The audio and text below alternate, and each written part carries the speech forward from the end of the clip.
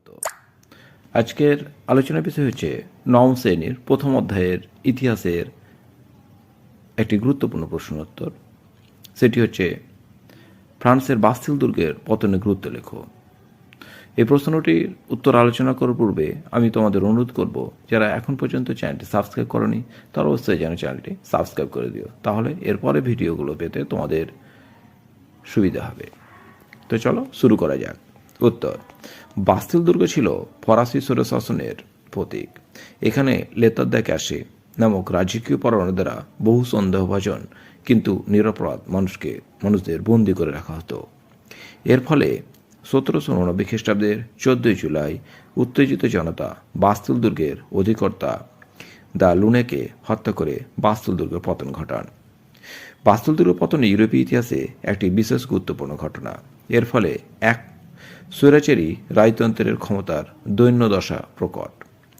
Bastille দুর্গ ছিল ফ্রান্সের স্বৈরাচারী রাজতন্ত্রের প্রতীক।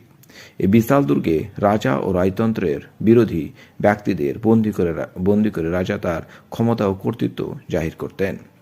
বাস্তিল দুর্গ পতনের ফলে ফরাসি রাজতন্ত্রের শক্তি ও প্রতিরোধ ক্ষমতার দৈন্যদশা স্পষ্ট হয়ে ওঠে। 2. অভিজাতদের দেশত্যাগ।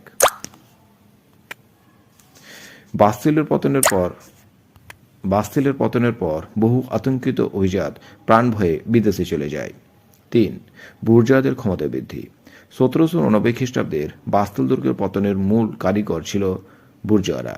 ফলে বাস্তিলের পতনের পর প্যারিসের শাসনভার বুর্জোয়াদের হাতে চলে যায়। 4. জাতীয় রক্ষা বাহিনী গঠন। বাস্তিল দুর্গ পতনের পর ফ্রান্সের জাতীয় রক্ষী বাহিনী গঠন করা হয় এবং লাফায়েতকে এর প্রধান সেনাপতি পদে বসানো হয়। 5. প্যারি কমিউন গঠন। ফ্রান্সের বাস্তিল দুর্গের পতনের পর প্যারিসের শাসনভার ঠিকভাবে পরিচালনা করার জন্য গড়ে ওঠে প্যারি কমিউন, যার মেয়র ছিলেন বেইলি। 6. জনগণের শক্তি বৃদ্ধি।